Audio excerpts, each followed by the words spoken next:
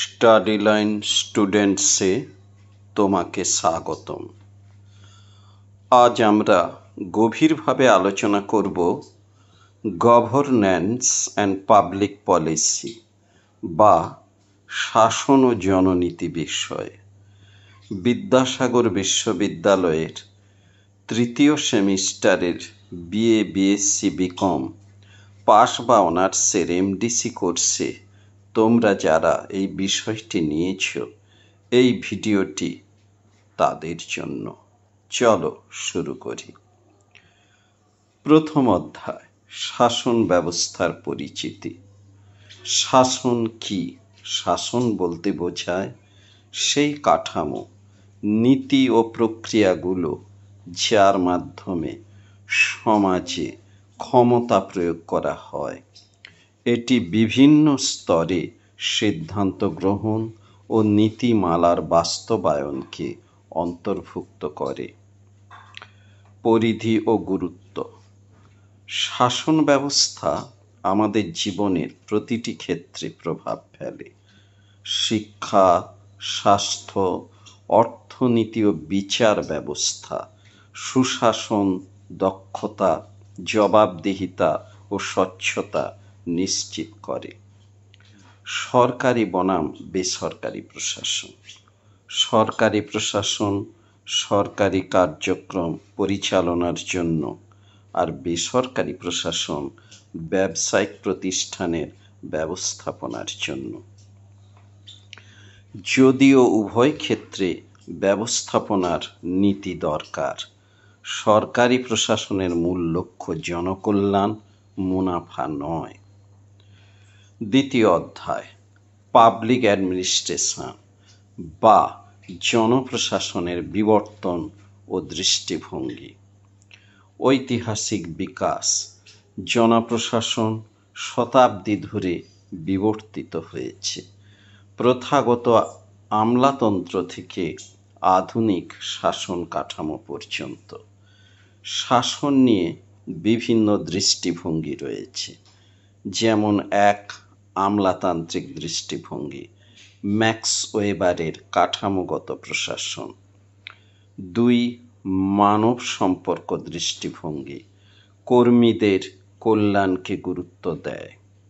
তিন, নতুন সরকারি ব্যবস্থাপনা, সরকারি প্রশাসনে বেসরকারি খাতের দক্ষতা যুক্ত করা। তৃতীয় অধ্যায়, প্রশাসনিক তত্ত্ব, ক্লাসিক্যাল বা ধ্রুপদী তত্ত্ব। ক্লাসিক্যাল তত্ত্ব যা হেনরি ফেয়োলের মতবাদ দ্বারা বিকশিত, শ্রম বিভাজন ও শৃঙ্খলাকে গুরুত্ব দেয়। বৈজ্ঞানিক ব্যবস্থাপনা, ফ্রেডারিক টেলরের বৈজ্ঞানিক ব্যবস্থাপনা দক্ষতা বাড়ানোর জন্য সময়, মোশন স্টাডি ও মানকরণে গুরুত্ব দেয়। মানবিক সম্পর্ক তত্ত্ব, এলটন মায়োর হথর্ন গবেষণায় দেখা গেছে কর্মীদের অনুপ্রেরণা ও সামাজিক বিষয়গুলো উৎপাদনশীলতাকে প্রভাবিত করে। যুক্তিসম্মত সিদ্ধান্ত গ্রহণ। যুক্তি সম্পন্ন সিদ্ধান্ত গ্রহণের তত্ত্ব বলছে সিদ্ধান্ত গ্রহণ অবশ্যই যৌক্তিক, তথ্য নির্ভর ও পক্ষপাত মুক্ত হওয়া উচিত, যাতে সর্বোত্তম ফলাফল পাওয়া যায়। চতুর্থ অধ্যায়, পাবলিক পলিসি বা জননীতি। পাবলিক পলিসি হল সরকার দ্বারা গৃহীত আইন, বিধি ও পদক্ষেপ যা সামাজিক সমস্যাগুলো সমাধানের জন্য তৈরি করা হয়। পাবলিক পলিসির তত্ত্ব। কিছু প্রধান তত্ত্ব হল: এক, ধাপে ধাপে পরিবর্তন। নীতিগুলো ছোট ছোট পরিবর্তনের মাধ্যমে বিকশিত হয়। দুই, যৌক্তিক পছন্দ তত্ত্ব। বিকল্পগুলোর যৌক্তিক বিশ্লেষণের ভিত্তিতে সিদ্ধান্ত নেওয়া হয়। তিন, প্রাতিষ্ঠানিক তত্ত্ব। নীতিমালা প্রচলিত প্রতিষ্ঠান ও কাঠামোর ওপর নির্ভরশীল। নীতি নির্ধারণ প্রক্রিয়া। প্রক্রিয়াটি নিম্নলিখিত ধাপে বিভক্ত: এক, সমস্যা চিহ্নিতকরণ, 2 নীতির রূপায়ণ, 3 বাস্তবায়ন, 4 মূল্যায়ন।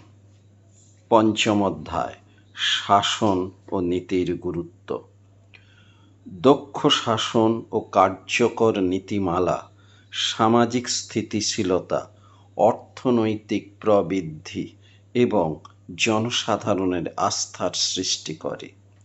নীতি নির্ধারণ ও প্রশাসনের এই ধারণাগুলো বোঝা ভবিষ্যৎ নীতি নির্ধারকদের জন্য অত্যন্ত গুরুত্বপূর্ণ।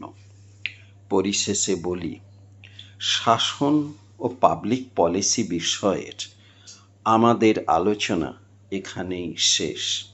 যদি ভিডিওটি তোমাদের উপকারে আসে তাহলে লাইক, শেয়ার ও সাবস্ক্রাইব করতে ভুলবে না। স্টাডি লাইন স্টুডেন্টসে আরও শিক্ষামূলক কন্টেন্টের জন্য আমাদের সঙ্গে থাকো। তোমরা যদি বেশি পরিমাণে সাবস্ক্রাইব করো তাহলে খুব শীঘ্রই ইউটিউবে লাইভ ক্লাস করে সাজেশান ও বিভিন্ন অধ্যায়ের ডিটেল আলোচনা করব, কথা দিচ্ছি।